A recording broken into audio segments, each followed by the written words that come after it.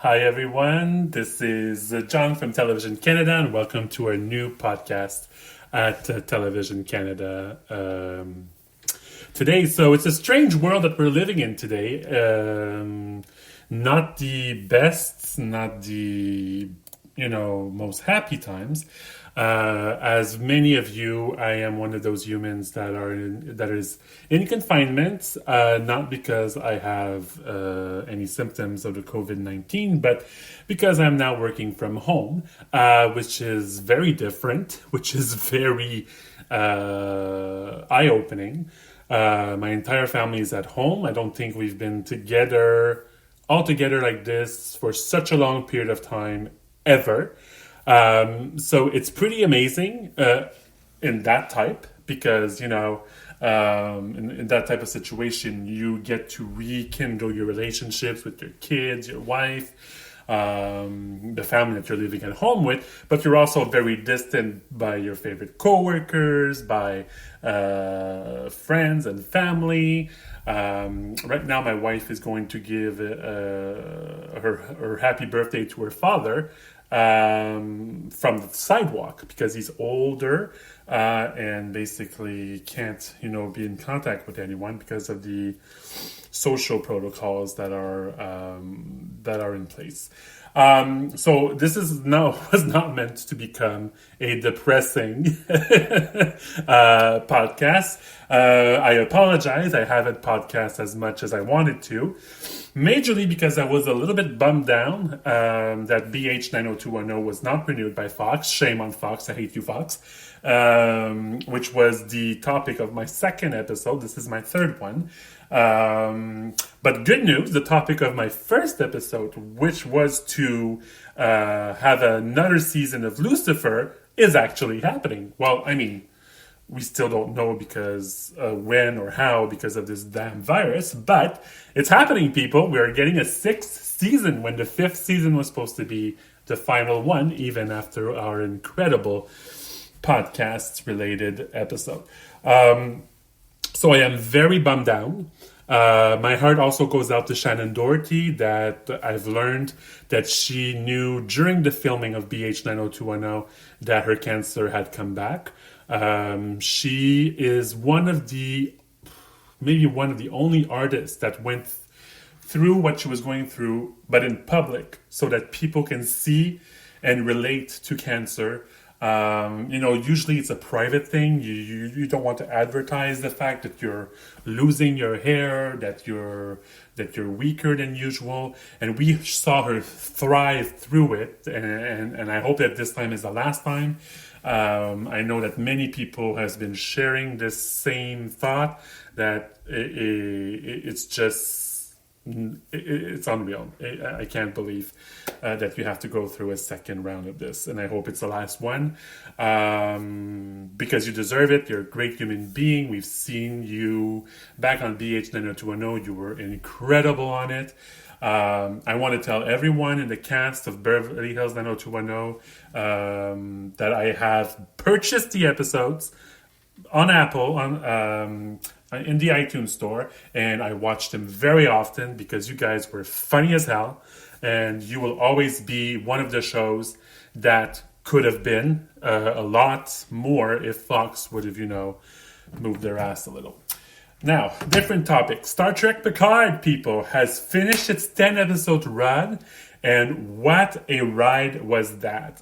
Obviously, anything that involved the Next Generation, Voyager, or DS9 would have gotten my vote from the get-go. It would not have been anything that I would not have watched. There was a lot of comments online on how slow the story was going. That was maybe too slow, but we had a beautiful from episode 7, I would say, the story picks up. I say episode 7 because it's the episode that marks the return of Marina Sirtis and Jonathan Frakes as Troy and Riker. And I think Sirtis blew us out, with this incredible... she was incredible in this episode. There's no other words that comes to mind right now. She was poignant. She is the version of Troy that we should have had from the beginning. If the networks would have stayed out of it, if the producers would have stayed out of it, and let her do her thing, I think that would have been a much more popular Troy. Not saying that she's not popular. I love the Next Generation Troy. In the movies, they made her a little bit more funny. But this rendition of Troy, to me, was the best. I can't ask for anything better than that. I hope she returns in either a Star Trek world or a TV world. I would love to see her as a regular somewhere so I can follow her. Because she is a force to be reckoned with on screen. And it just blew the episode right out of the atmosphere, of the stratosphere, of the universe, if you want. So obviously I did not share the opinion that it was too slow. The only thing that bothers me a lot is the fact that it's only 10 episodes. That pisses me off because 10 weeks flew by. And then we have to wait God knows how long for season 2. We are the Borg. There's also been a lot of complaints on why the Borg was involved in the first place. Well, you can't do the story of Picard without having the story of the Borg. Because I think that episode, or those two episodes, The Best of Both Worlds, Part 1 and 2, was a defining moment in Trek. I think it was as impactful as when 7 of 9 was introduced in Star Trek Voyager. As the Borg, again. And basically having Picard and 7 of 9 on the same show. Oh my God. I mean, when it was announced, I nearly cried. I screamed like incredible. And then when we learned that Jonathan Frakes and Marina Sirtis will also be on board, I was like, how can anyone not watch this show? So I have watched every single episode. My wife would probably tell you, if she could, about maybe 6, 7, 8 times each. I've just rewatched the season finale again. That season finale deserves an award for the emotional impact that goes through time, basically, because this was like a redo of Data's death from Star Trek Nemesis, which left everyone in shock, especially because it was announced as the last The Next Generation movie, and they killed off Data at the last minute. Nobody knew, except maybe the people that created the movie. It was highly criticized. I don't think Brent Spiner really appreciated the negative that he got from the movie. Because he's a legacy character, and he died a hero. But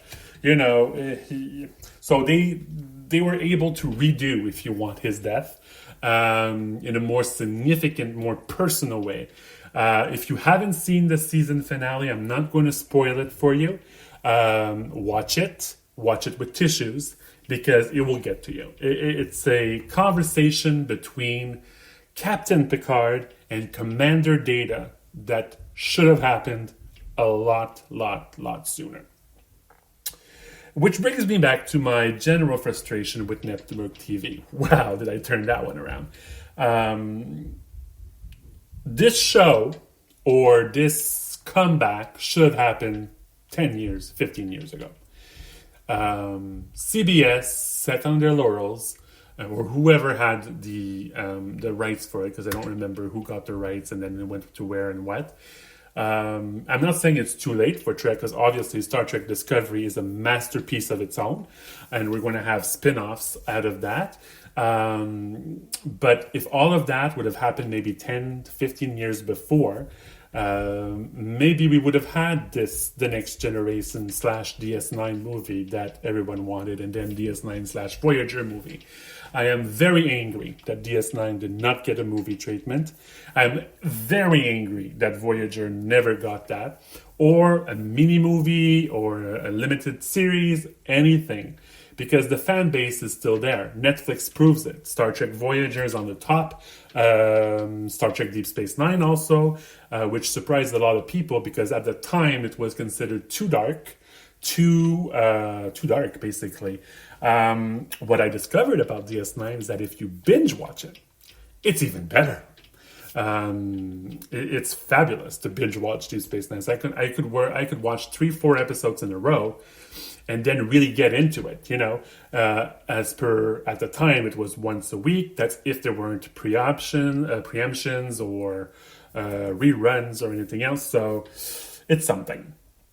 So obviously, I would love to see Deep Space Nine characters. I know that Quark was mentioned in one of the episodes of Picard, but and I don't want cameos. Okay, forget cameos. If you're going to bring back a legacy character, give them a story. They gave one to Riker and Troy. They gave us an incredible backstory, a very sad one, because they lost their son, and directly because of the synth ban that was orchestrated by the Romulans. So if you didn't watch Picard, I just gave you details that you have no idea about, but you should watch it because it's goddamn fabulous. And I won't shut up about it because, it's good. Okay? We have no idea when Star Trek Discovery Season 3. If people that have been watching and remember, they're going about 900 years in the future, which brings it a little bit further than Picard, if my math is correctly. So it's the only series that goes that far. So that means that whatever they do, well, we can't have this discussion, is it canon or not, which is the most annoying thing you can read on Facebook. It's not canon. It's canon. No, it's not canon. Yes, it's canon. I don't care if it's canon or not. It's Star Trek. We're crying out loud. So as usual, you can contact us directly on Twitter at Television Canada. You can visit our website, televisioncanada.ca. We have also Instagram. So if you have great pictures or montages of any of the shows I've mentioned, send them to us through Twitter, and then I'll be able to shove it in Instagram and get that party rolling. I'm going to try to do more podcasts. So if you guys want more, you need to download, you need to share, and really tell me that you want us to continue with the Television Canada podcast. And we're trying to see if it's feasible to do it a little bit longer than 15 minutes. However, I think the 15 minutes format for Television Canada seems to be working. So far, so good. So basically, give us a ring. I am so funny. And basically tell us what you think of this podcast. Any thoughts that you have on your favorite shows, and all of those shows that are finishing way too early. Grey's Anatomy, that we're losing 4 episodes.